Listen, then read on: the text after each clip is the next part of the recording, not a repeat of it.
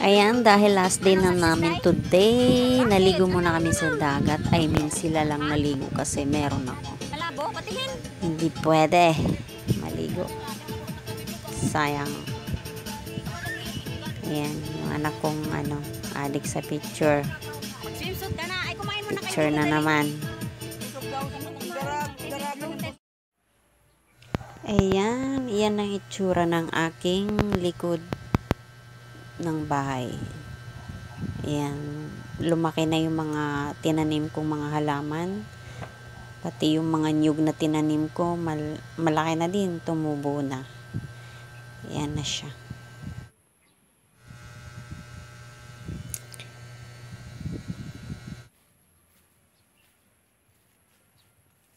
Namiss ko tong likod ng bahay ko. Yung aking backyard. Namiss ko siya. Ayan. Dito kami dati ayan. Kita nyo? Malalaki na yung halaman. Tsaka yung dyan, yung timba. Wala na. Ano na siya? Madumi na. Ayan yung mga tinanim naming coconut, mga nyug. Tapos meron ditong guyabano may bunga na siya. Ayan, tinanim ko rin yan, may bunga na siya, diba? Yan yung halaman, ang laki na. Namiss ko to. Sana makabalik ako ulit dito sa aking munting kubo. Ayan sila. Nagkalat namin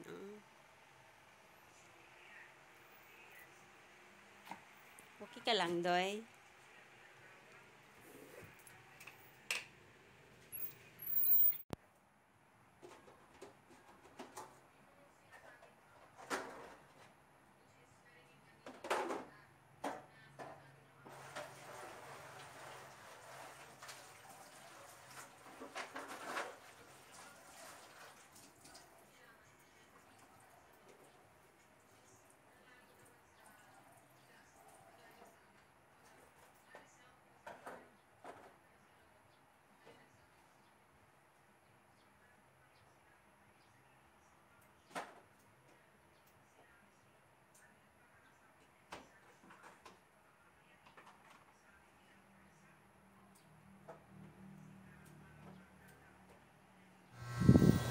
Ayan, magluluto tayo ng adobong kangkong.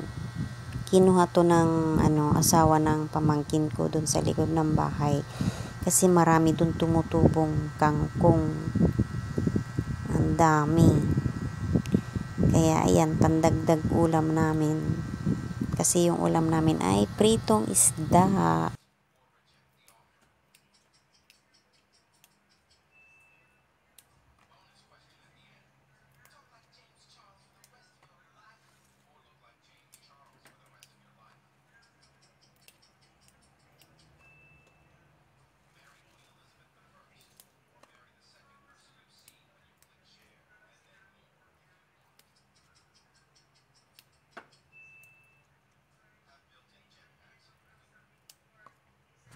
Ayan na sila guys, magpipinsan, tsaka nanay ko, tsaka tita ko, tsaka tatay ko yan, ayan. Tapos, kasi last day na namin, pumunta muna kami sa San Juanico Bridge. Dinala ko dun yung aking mga anak. Tapos yung anak kong lalaki, takot siya kasi umaalog yung bridge. Pag may dumadaan na mga bus, mga truck, umaalog yung San Juanico Bridge. Nakakatakot, nakakanginig, tuhod siya.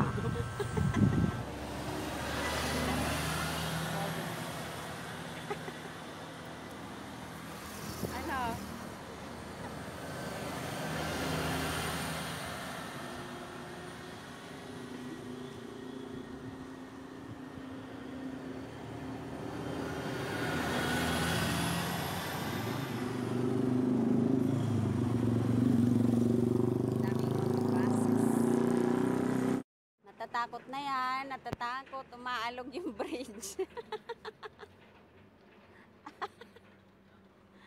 Kaya pa? Kaya pa, Doy? Parang nga nayaliligit ka din. Siya nga nina.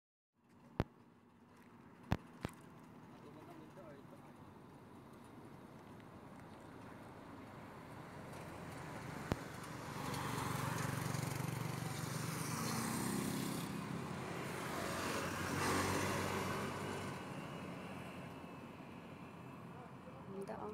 Ganda sa'yo.